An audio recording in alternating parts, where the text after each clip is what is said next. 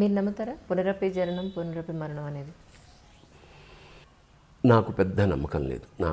నా జీవితం నాకు సంబంధించి ఏదైనా సరే స్వర్గం అంటే స్వయంగా నిర్మించుకునేది అని నా అభిప్రాయం. నరకం ఉంటే కూడా అలాగే.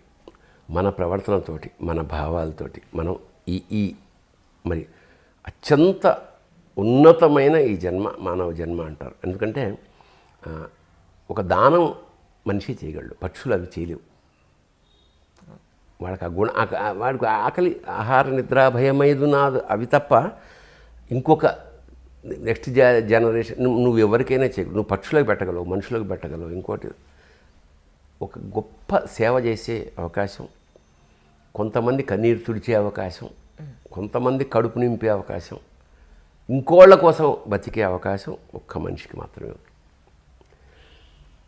ఇది ఎట్లా వచ్చిందంటే ఇప్పుడు మనం చేసిన పాపాలన్నీ చేసేసి వెంకటేశ్వర స్వామికి ఒక కిరీటం పెట్టేసిన ఒక వజ్రాలు ఉంగరం, అవి దేని డిపార్ట్మెంట్ అదే.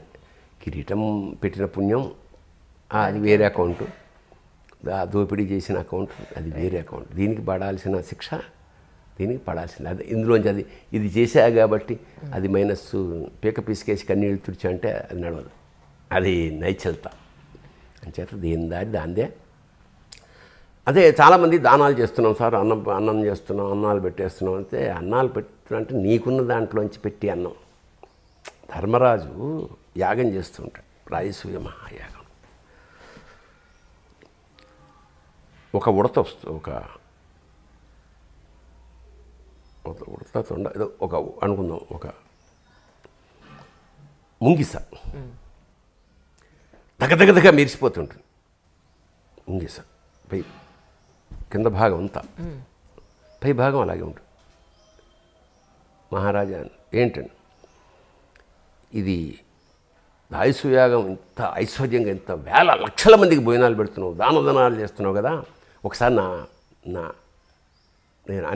నేను ఆ వంటశాలలో మొత్తం తిరిగేసి ఇలా వచ్చాను, అయినా సరే నేనేం మారలేదు, చూసావా కిందంత బంగారం అయిపోయింది చూసావా? అవును ఏమిటన్నాడు. అంటే నేను అడవిలో ఉన్నప్పుడు ఒక పేద దంపతులు, పేదవాళ్ళు, తల్లి తండ్రి కొడుకు కూతురు, తల్లి తండ్రి కొడుకు కోడలు, పరమ పేదవాళ్ళు, ఇంకా ఒక చెట్టు కింద చిన్న గుడిసి లాంటిది వేసుకుని దొరికినప్పుడు తినడం, లేకపోతే పస్తూ ఉండడం. ఈ క్రమంలో వాళ్ళకు ఒక్కరోజు కొంత ఏదో బియ్యం దొరికింది. అది ఒక్కళ్ళు తినడానికి మాత్రమే వీలు, నలుగురున్నారు ఇంట్లో.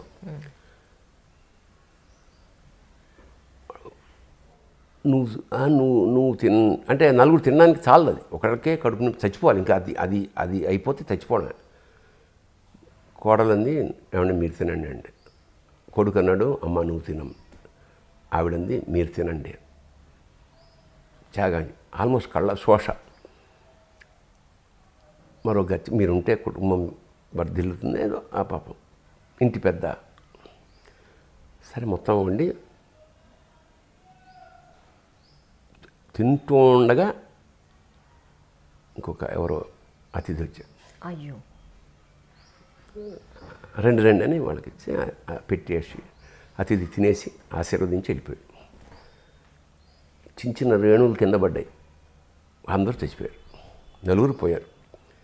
నేను వచ్చి ముంగిసి చెప్తాను, ఇట్లా వచ్చి ఆ చిన్న చిన్న రేణువుల పక్క నుంచి అలా పెడితే నా శరీరం అంతా బంగారం అయిపోయింది.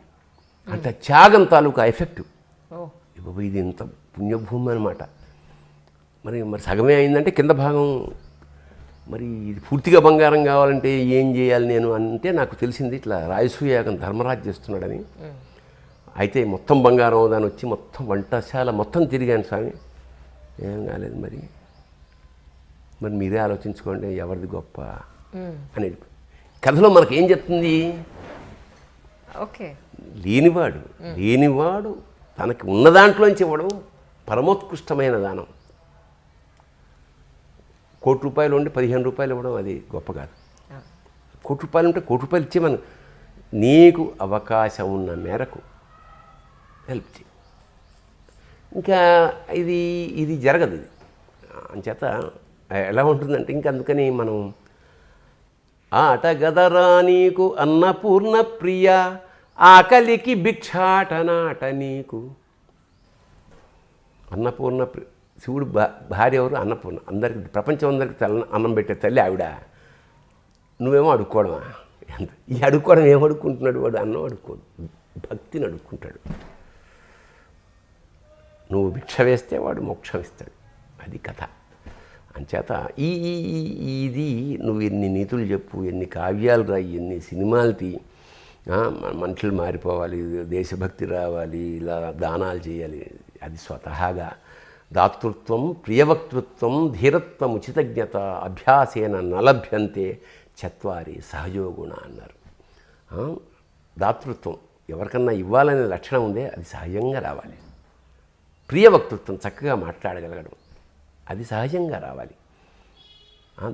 ధీరత్వం, సాహసం, దేశాన్ని కాపాడే సైనికులు ఎవరైతే ఉన్నారో మనం ఎంతసేపు మన కొడుకుని ఆ మిలిటరీలోకి పంపం, పక్కవాడు వెళ్తే ఎంత గొప్పవాళ్ళండి వాళ్ళు అంటారు. అట్లా ఊళ్ళో వాళ్ళ పిల్లల్ని ఎంత మెచ్చుకుని మనవాడు నాన్న జాగ్రత్త ఎక్కడ రన్నింగ్ బస్ ఎక్క కింద ఆడిపోతూ ఉంటాం. అంచేత ధీరత్వం ఇవన్నీ సహజంగా వచ్చే లక్షణాలు. అలాగే